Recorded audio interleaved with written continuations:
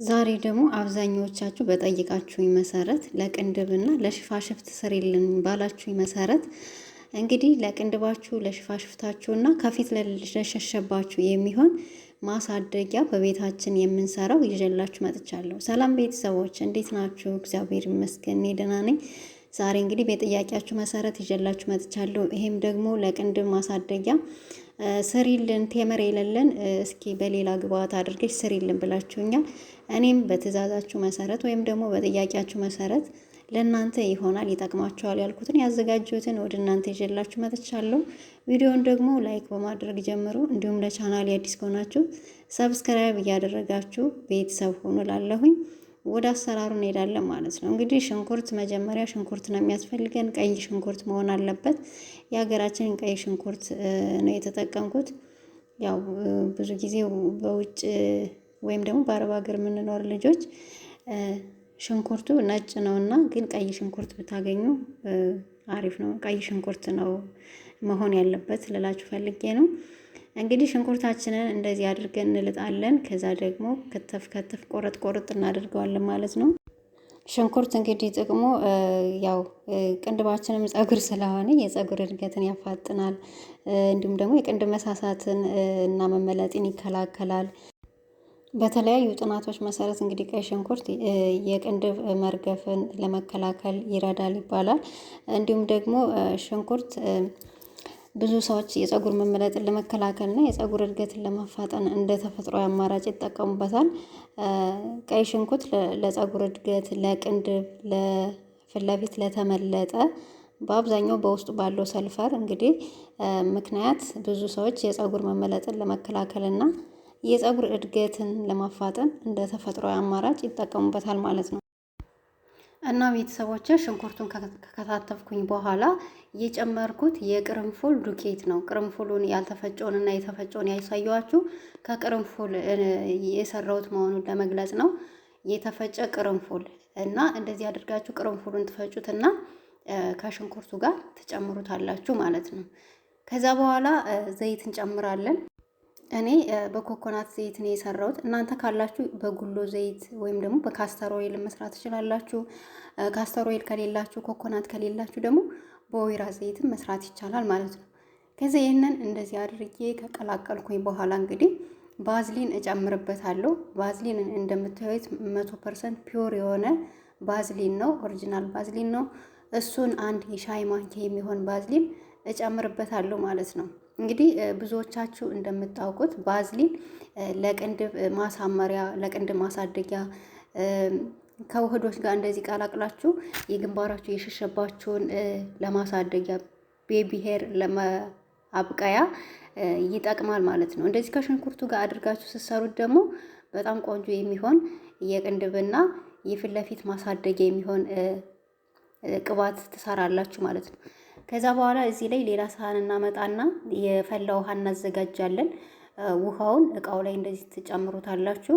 ከላዩ ላይ እንግዲህ በእንፋሎቱ ዘይታችን እንዲወጣ በእንፋሎቱ እናሞቀዋለን ማለት ነው። ላዩ ላይ እንደዚህ ታደርጋላችሁ ውህዳችሁን። እንደዚህ አድርጋችሁ ውሃው ሲቀዘቀዝባችሁ አሁንም የፈላ ውሃ እያደረጋችሁ ትጨምሩበታላችሁ ማለት ነው። ወይም ደግሞ እሳት ላይ በብረት ድስት ትጥዱትና ላዩ ላይ በማይፈነዳ እቃ ታደርጉና በእንፋሎቱ ቅባታችሁ እንዲወጣላችሁ ማድረግ ትችላላችሁ ማለት ነው። እና ቤተሰቦች እንደዚህ አድርጋችሁ ስሩት፣ ተጠቀሙት። በጣም አሪፍ ነው። ቅንድብ በጣም ነው የሚያበዛው። እኔ ተጠቅሜዋለሁ። ቅንድቤ ደግሞ እንዴት እንደበዛ አሳያችኋለሁ፣ እየተቀባውም አሳያችኋለሁ።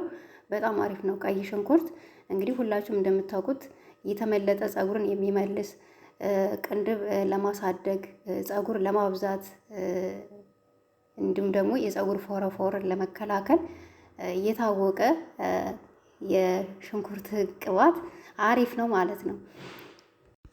እንዲሁም ቅርንፉል ደግሞ እንግዲህ ለፀጉርም እንደምታውቁት በጣም የታወቀ ውጤታማ የሆነ ተፈጥሯዊ መድኃኒት ነው። በተለይ ደግሞ የቅንድብ መርገፍ ለሚያጋጥማችሁ፣ ቅንድባችሁ ለሚረግፍባችሁ፣ መልሶ ለማብቀል ለምትፈልጉ እንግዲህ ይሄንን የቅርንፉልን ግብአቶች እየጨመራችሁ አብራችሁ እንደዚህ እየሰራችሁ መጠቀም ትችላላችሁ ማለት ነው። በተለይ ቅንድባችሁ ለሚረግፍ የቅርንፉድን እና የሽንኩርትን ቅባት እንደዚህ አድርጋችሁ ሰርታችሁ መጠቀም ትችላላችሁ ማለት ነው። እና ቤተሰቦቼ በነገራችን ላይ ይሄው ቅባት አሁን ያዘጋጀነው ቅባት ለቅንድባችን ብቻ ሳይሆን ለሙሉ ፀጉራችንም መጠቀም እንችላለን። ያው ባዝሊን እንግዲህ እንደዚህ አድርጋችሁ ከሆድ ጋር ቀላቅላችሁ ነው ለፀጉራችሁ መጠቀም ያለባችሁ እንጂ ብቻውን ስትጠቀሙት ባዝሊን ለፀጉራችን ጥሩ አይመጣም። ምክንያቱም አንደኛ ባዝሊን በጣም ወፍራም ነው፣ ከቅባቶች ሁሉ ወፍራም ነው።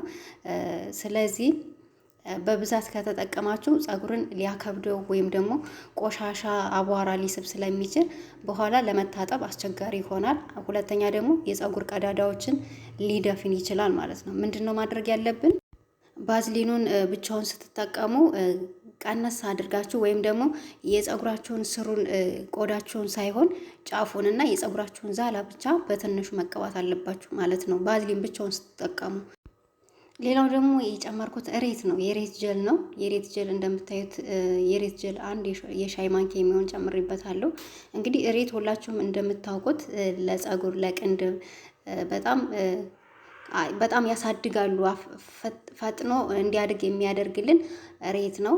እሱ ደግሞ የፀጉር መርገፍን ወይ የቅንድብ መርገፍን መሰባበርን እና እድገትን ያፋጠነልናል ማለት ነው። የፀጉር መርገፍን ይከላከላል፣ እድገቱን ደግሞ ያፋጠነልናል ማለት ነው። እንግዲህ የራስ ቅልን ያጸዳል ለፀጉራችሁ የምትጠቀሙት ከሆነ። ሌላ ለፀጉር ተፈጥሯዊ እንደ ተፈጥሯዊ ኮንዲሽነርነትም እንጠቀምበታለን እና እሬት ጨምሬበታለሁ። ፍሬሽ እሬት ካላችሁ ማለት ጀል ውጭ ላይ የበቀለ እሬት ካላችሁ እሱን ለቅንድባችሁ እሱን እሬቱን ብቻ መጠቀም ትችላላችሁ። ቅንድባችሁን በጣም ነው የሚያሳድገው፣ ሞክሩት። እሬት ኦሪጂናሉ እሬት ፍሬሹ እሬት የለም ገበያ ላይ የማይገዛው ማለት ያ ማለት ምንድነው? ጓሮ ላይ እየተተከለው ማለት ነው። እሱን በሱቅ ቅንድባችሁን ማሳደግ ትችላላችሁ። በጣም አሪፍ ነው፣ ያሳድጋል። እና ቤተሰቦች እንደዚህ አድርጌ ከውህዶቹን ቀላቅዬ አንድ ላይ አድርጌ ሰርቸዋለሁ። እንደምታዩት በጣም ቆንጆ ነው። ይሄ እንደዚህ አድርጌ ከዛ በኋላ ይረጋል። ቁጭ ስታረጉት ከ20 ከ30 ደቂቃ በኋላ ልክ እንደ ባዝሊን ይሆንላችኋል ማለት ነው። ግን ይሄንን ስትቀቡት ለፀጉራችሁ ልክ ፀጉራችሁን ስትቀቡት ወዲያው እንትን ነው የሚለው፣ እንደ ፈሳሽ ቅባት ነው የሚሆነው። ምክንያቱም ከውህድ ጋር የተቀላቀለ ነው። ኮኮናት ኦይል አለው፣ እሬት አለው። ስለዚህ ባዝሊንን ቀጥታ ከመጠቀም ይልቅ እንደዚህ ከውህዶች ጋር ቀላቅላችሁ ለፀጉራችሁም ለቅንድባችሁም ፊት ለፊት ለሸሸባችሁም ብትጠቀሙት ጥሩ ነው። ባዝሊኑ ብቻውን ፀጉራችሁ ላይ ስትቀቡት የሆነ ልምክክ ማለት እና ደግሞ ስትታጠቡትም ሊያስቸግራችሁ ይችላል።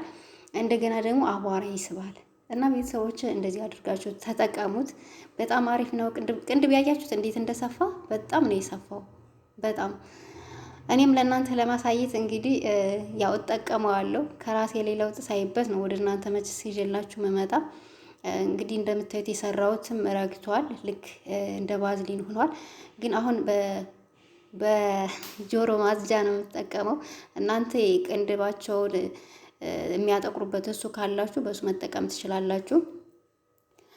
እንደዚህ አድርጋችሁ ትቀቡታላችሁ። ተቀብታችሁ ታሳድሩትና ከዛ በበነጋታው ደግሞ ትጥብ ትሉትና ትቀቡታላችሁ ማለት ነው። በቀን በቀን መጠቀም ትችላላችሁ። ፊት ለፊታችሁ ለሸሸባችሁ፣ እንደገና ደግሞ ይሄ